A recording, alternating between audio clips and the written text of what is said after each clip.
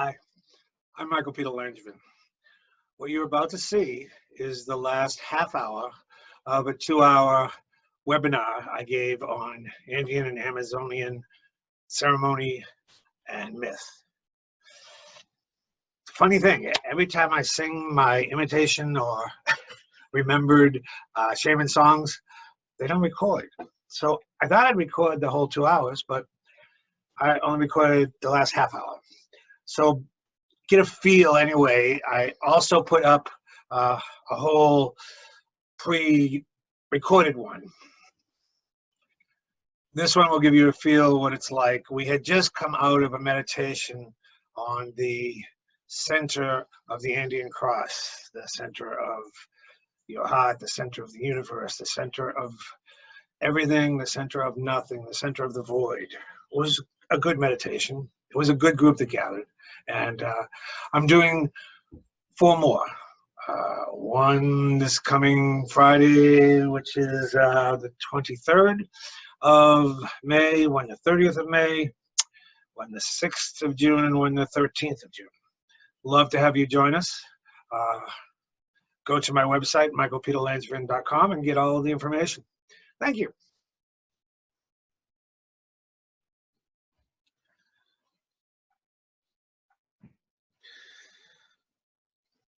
We come back now, we gather up.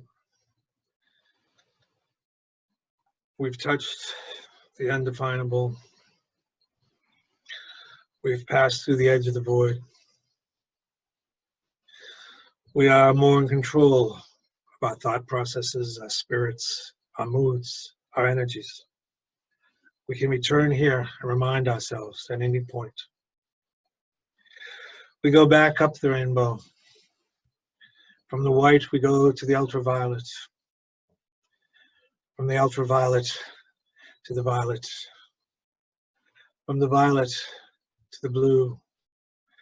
From the blue to the aqua. From the aqua to the green.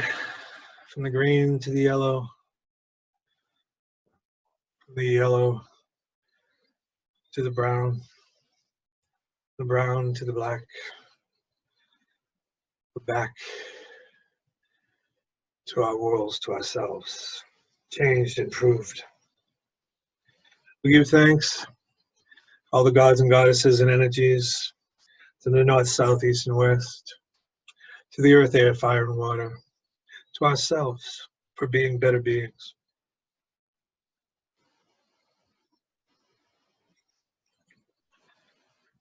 We're back in our bodies. We're back together.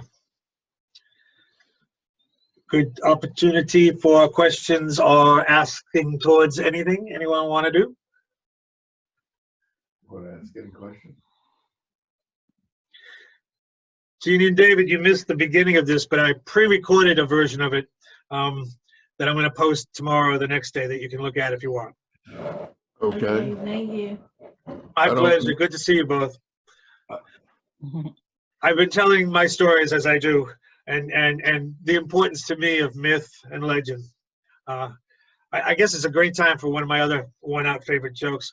When my daughter was young, she used to go wet to bed, as many of us did, and I got the chore getting up at 3 in the morning and bringing her to the bathroom to train her to not wet to bed. One night she looked up at me and said, "Poppy, Poppy, what's a seagull that flies over the bay?" And I said, "Sophia, it's 3 in the morning. I have no idea." And she said, "It's a bagel, Poppy, it's a bagel." and I took that as wisdom from my child, that anything can be anything. If we have the right framework for it, that we can use that and we can transform an average seagull into something magical. And I've seen it done. I was, when my children turned 13 and 14, I had promised myself that they had to get back and really experience Latin America before they got into the ugly years of teenagerdom. And we went down for 6 months and traveled quite extensively. And at one point, they were sick in the Amazon, and there weren't any hospitals or doctors around. So I went to the shaman, like you do, and he said, well, I can heal them, but you're going to have to do just what I say. Well, it took quite a lot to convince my ex-wife to lick a toad. But she and I and the kids all licked this toad. And then he said, and now we will hike through the jungle. And he kept running ahead and coming back. You know, my kids weren't feeling too well. It was really hot, a lot of bugs. But then he'd run ahead and a parrot would fly back. And then he'd run ahead and a boar, a wild pig, would come back. And then he'd run ahead and a llama would run through, or even a wild horse ran through. And finally he came back and he said, that was all just to show you that we can just change our points of reference in our body and become anything. And the children are fine now. Just go home and rest. And sure enough, the children were great. I haven't licked any toads since, but it was worth the effort. One other kind of drug-related story, because Carlos Castaneda came from Cajamarca in the high Andes north of Cusco, and he never told anyone that. Didn't come out until after he died. But I went down on a pilgrimage, and I had a hurt toe that they had given me 3 rounds of antibiotics. My big toe was the size of my shoe, and they wanted to put me in the hospital, and they were talking about cutting it off. I said, no, I'm going back to Peru. And we went to Cajamarca, and I hired someone, because the people of Cajamarca, the Cajamarca language is only spoken by some of the oldest elders. It's been lost as a language. And I hired a guide to find a Cajamarcan shaman. He took me to this shaman, and the shaman said, yeah, I can heal you. You have to buy a guinea pig from me. And it was like, you know, a $10 guinea pig, and I go for like 50 cents. I was like, oh, okay, this guy's a scam. But I gave him the $10, and he took this guinea pig and he danced all around me, especially over my toe. And then out of nowhere, he pulled a knife and he cut the thing half open. And I was like, I just paid you $10 for a guinea pig and you killed it? And he said, it will tell us what's going on, and it took your poisons. I mean, he said this through an interpreter, because I don't speak Cajamarca. And he looked at the guinea pig and he said, oh, you don't feel supported. Your business and the people that work with you don't feel like they're supporting you. Your friends don't feel available. Your marriage isn't working. Your foot was telling you you had to change, or you were going to get sicker and sicker. Don't worry, the guinea pig took away all the poisons. Just go back and try to make things right. Next day, I went into the hot tubs where the last Inca took a hot tub before the Spanish killed him. After being in the hot tubs for a little bit, my toe was back to normal. It was the next day. So the last story was, I was in a village in French Guiana, I think it was, and to go into this village, if you're over, teenage years, you had to let them blow this brown stuff called pate up your nose. It was a rite of passage for all men, only the older men. So we wanted to stay in the village, so I said, yeah, okay. So they blew it up my nose. I fell back, and when I got up, my head just hurt. Well, okay, I did that. No, I had to do it again. So they did it 4 more times. By the 4th time, the top of my head came off, and little brown men danced around me, singing the most beautiful song I've heard in my life. I woke up in my hammock the next morning. I'm never quite sure what happened after they danced around me, but I asked the head man of the village what had happened. He said, you were blessed to have the forest magic folk sing your life song to you. You can call them back, and they will sing your life song and set things straight for you at any time. And for the next, it only lasted probably for about 4 or 5 years, but for the next 4 or 5 years, I'd be working my desk, and I'd call them forth, and they'd be dancing around me, singing this gorgeous song and putting things in perspective. Yeah, we're doing great. Myth, ceremony. For me, I like to tell people, I know I'm crazy, but I function very well in the material world. So I think it's okay that I believe in things that other people don't believe in. My ex-wife used to tell me, don't tell people you talk to gods and goddesses or you hear voices in your head, because they're going to lock you out. And I do. You know, I've had visions in trance and on the astral and lucid dreaming where gods I didn't expect gave me advice, told me you're doing wrong, or this doesn't seem right, but this is good, go with it. Because I trust in them and I pray to them and I ask for them.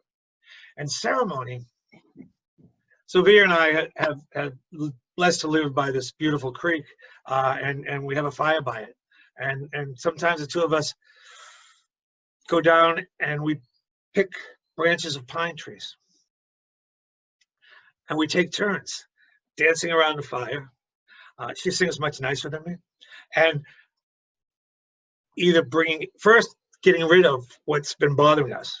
Gee, you seem to be getting on my nerves about the way you don't wash the dishes. And then we do it with branches to bring in what we want. Gee, I'm really looking forward to someone else doing the distribution of the echo world, so I don't have to do it anymore. And so many of these ceremony requests have manifested in our lives. We have an altar on our porch that we change up regularly with what we think are holy objects or just average objects. I was out walking and it's just a pine bough that some bug had crawled into and made a knot, but it spoke to me. It wanted to come back to be on the altar, and to find the sacred in the mundane is what we all have the ability to do. That we all have the ability to bring in so much more than we do day to day, because we get lost in the mundania. We tend to think that paying the bills and fulfilling some obligation is more important than laughing at ourselves or laughing at the world, or expecting the best, and that we get lost in our losses and our disappointments. I'm preaching here, so I'm going to stop. But I really think that that's what a lot of what ritual and ceremony is getting out of the day to day and getting in into the static states of being. That Beth and I have had conversations about talking to those who have passed over, and that sometimes they have to come through by showing us signs. Sometimes they can come through in dreams. Sometimes you hear a voice, and ceremony is a great way. I did a ceremony.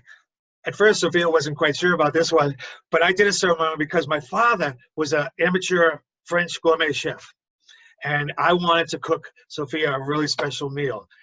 I couldn't remember the details of the recipe he had taught me. So I did a ceremony and called him in.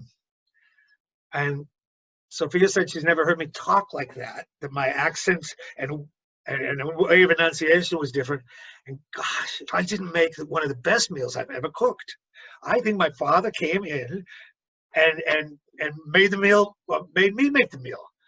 I think ceremony can be used in endless ways. There's a dark side to ceremony. And I've seen it in Haiti, I've seen it in Brazil, I've seen it in San Francisco. At one point, someone wanted to be on the cover of Magical Blend magazine, and he was a very dark magician. And I told him no. And he put a curse on my son. My son had a very rough month. And I had to really work and dig deep to find magic that undid the curse and sent it back to this fellow. And after that, I spent a lot of time working with how do we protect and repel? And really, love is, as trite as it sounds, the most powerful element of any ceremony. The love of ourselves, the love of the memories of those we've loved, the love of God, our cat. I've just fallen in love with this feral cat. He's, and we really can. Sophia and I do a lot of protection work. We visualize mirrors around us. I visualized a wall of praying mantises eating all the bad energies that were coming at us. When I've gotten concerned about money issues, I've visualized gold coins rolling out of the earth and surrounding me, just to make it so that things come together. Ceremony is believing in the unbelievable, imagining the unimaginable, touching what's hidden behind veils, dancing with gods and goddesses. I guess that's one of my phrases I use a lot, that to pray is to ask the gods and goddesses for things. To create is to get close to the gods and goddesses. But to do ceremony is to become one with the gods and goddesses. And that we have that ability to really transform and become one with the gods and goddesses. Okay, we haven't quite done 2 hours, but it's pretty close. Do we got questions here? No questions. Any questions? Jeannie? May I ask one thing? Is this, where do you start on your ceremony? Where do we stop? Do you do it at your altar, or do you get together in your home and do it? Because I've done ceremony a lot, but I've always done it around my altar. Oh no, I'll do ceremony driving, delivering the Echo World to Harrisonburg. I think ceremony is just bringing in the sacred. I'll do ceremony on my walk in the morning. I'll do ceremony when I'm waiting for Sophia in downtown Charlottesville. I think what it is just calling in the energies. It's great to have an altar or a fire or a sacred place, but it's really intention. One of the strongest magical tools I've found is our intention. If we can believe, desire, and expect something to happen, then we just got to get out of the way. Right. It's really our doubts, fears, insecurities that we become like that in the stick that stops us. That we get caught in bad habits, we get caught in bad thinking, stinking thinking, so to speak. So it's really through intention. It really is. It's really intense. I mean, I'll be falling asleep and do a ceremony. Just I think I could. Okay. And it really is. Everything is sacred. So it doesn't have to be a quartz crystal. It can be a rock you find in the road that you hold in your hand, and you bring in the rock energies of forever. Okay, we got time for one more little ceremony. People up for it, or have I done you in? I'm ready. Okay. Go for it. This one was adapted by a shaman with the Christian beliefs. So it's called the Holy Cross, but it's not too Christian. We see ourselves in the center of the Holy Cross. We relax. Whatever the cross represents to you, good or bad, doesn't matter. It represents wonderful things to a lot of people. A lot of good's been done in its name. The crossroads is holy to many spiritual teachings. From here, all possibilities exist. The roads often traveled and the roads less traveled. First, we go to the bottom of the cross. The bottom of the cross is sticking in the earth. Pacha Mama energy, Mother Earth's energy, all the mud that has flowed into rivers is there. All the dust that has blown across deserts. All the dirt that has been in gardens exists here at the bottom of the cross. And we can touch it and connect and call forth the strength, the stability, the sturdiness of the Rock of Gibraltar, of the Apus, the gods of the mountains of the Andes. We call that forth, and we know it's ours to call on. From there, we go up to the left branch of the cross, and here is water. This is the water of all times. The oceans as they exist today, the oceans as they existed when there were only amoeba-like animals in them. This is the water of the Nile that Cleopatra boated on. This is the water of the James River. This is the water of the rivers of Peru and China and Africa. This is the waters that fall in rains and that melt from icebergs, that cleanse and that carry away impurities, that give life to gardens and forests. This is immortal water, and it is ours to touch and to bring with us at any time.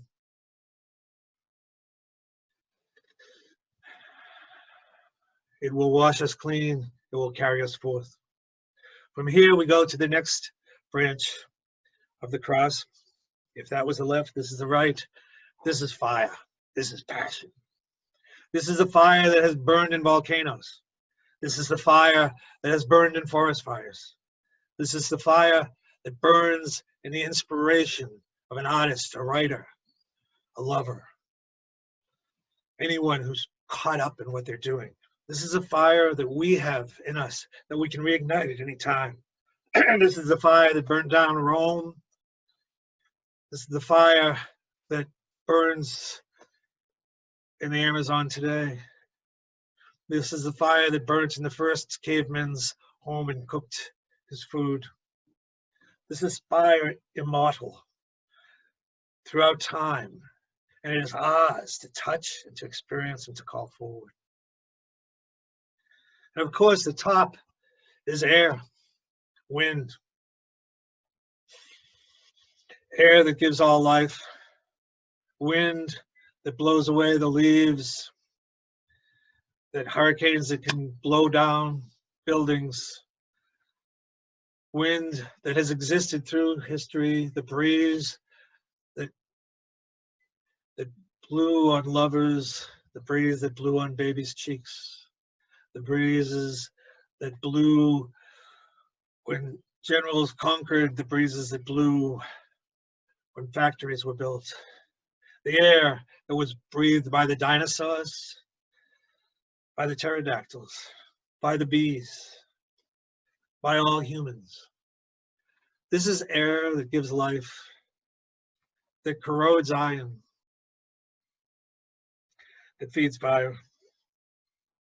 Wind, breeze, air, it is ours to breathe deeply, clean our lungs, know we have all the life we need ahead of us. We combine the four elements into our being, into our spirit. We know that ceremony has given us the true essence of the existence of humans and the planet as we all move towards a golden age. So mote it be. We are back. Okay, last time for questions. All right, so, yep, please. Please, That's please. awesome. Oh. Thank you so much. Oh, thank you. Thank you. That's my take on ceremony and myths of the Amazon and Andes that I've been blessed to spend so much time with. Sophia tells me I'm not supposed to be crass around money things because she's a socialist. She comes from Sweden. You know, they don't do money there.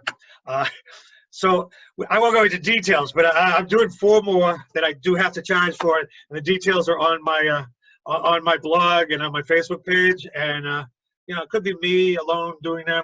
That's okay. I like to hear my own voice. Any of you are welcome to attend with me.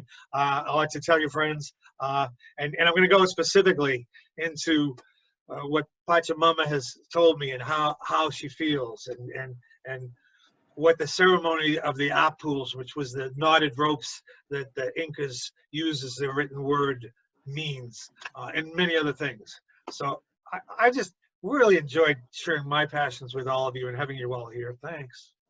Thank you. Really good medicine. Beautiful. It was beautiful. Thank you.